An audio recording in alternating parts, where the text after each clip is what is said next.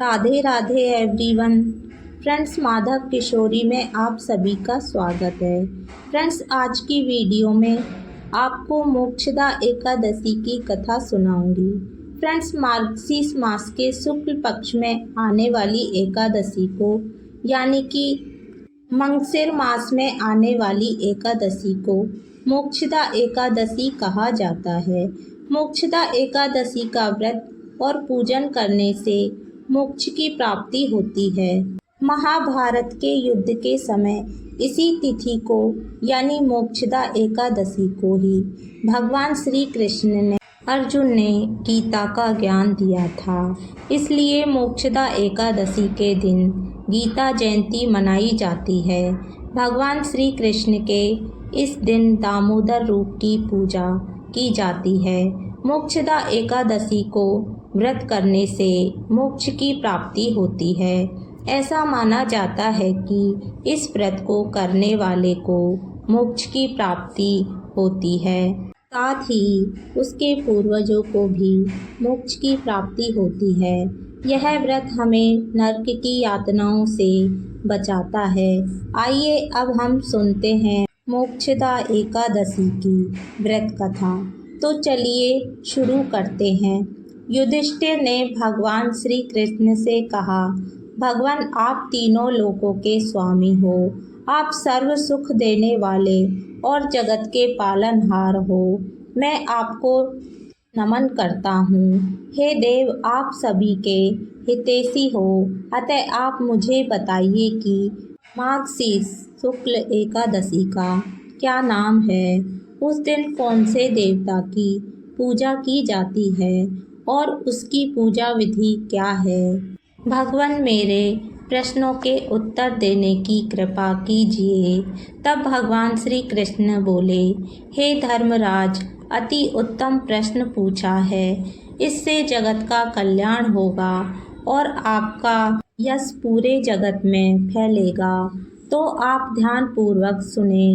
मार्गशीर्ष शुक्ल एकादशी अनेक पापों को नष्ट करने वाली है। इस एकादशी का नाम मोक्षदा एकादशी है। इस दिन दामोदर भगवान की पूजा की जाती है।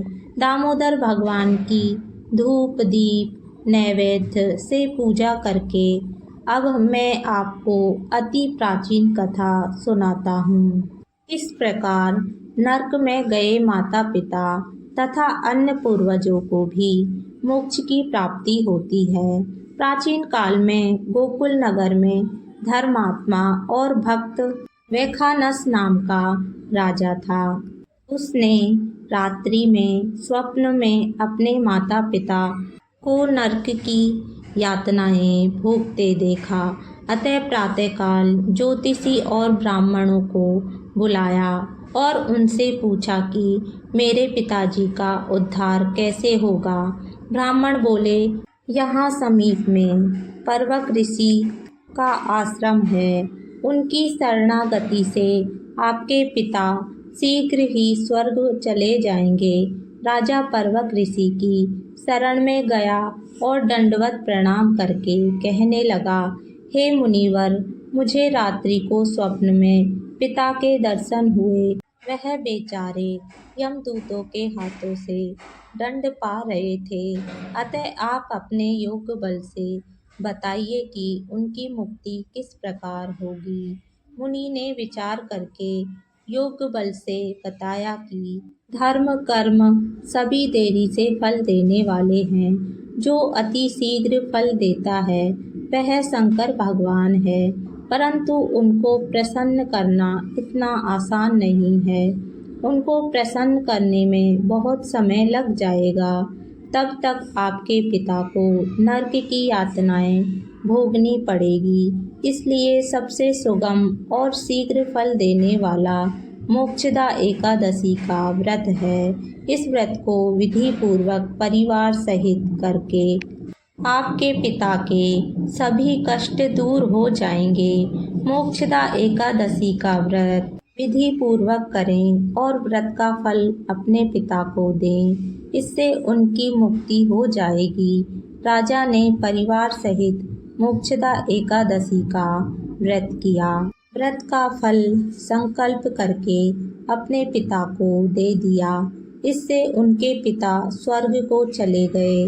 जाते हुए पुत्र को कहा, मैं परम धाम को जा रहा हूँ। जो श्रद्धा भक्ति से मोक्षदा एकादशी का महात्म्य सुनता है, उसको 100 यज्ञ के समान व्रत का फल प्राप्त होता है। इस व्रत से बढ़कर मोक्ष दिलाने वाला अन्य कोई भी व्रत नहीं है। इस व्रत को करने से अपने आप को और अपने परिवार को और पितरों को नरक की यातनाओं से बचा लेता है। इसलिए मोक्षदा एकादशी का व्रत अवश्य करना चाहिए। इस कथा को सुनने और पढ़ने से गोदान के समान फल प्राप्त होता है। इतना कहकर भगवान श्री कृष्ण चुप हो गए। फ्रेंड्स, ये थी मोक्षदा एकादशी की व्रत कथा जो मैंने आपको सुनाई। अगर आपको ये कथा पसंद आई हो तो वीडियो को लाइक करना। अगर आपने अभी तक मेरे चैनल को सब्सक्राइब नहीं किया है तो प्लीज़ सब्सक्राइब कर देना। राधे राधे सभी को।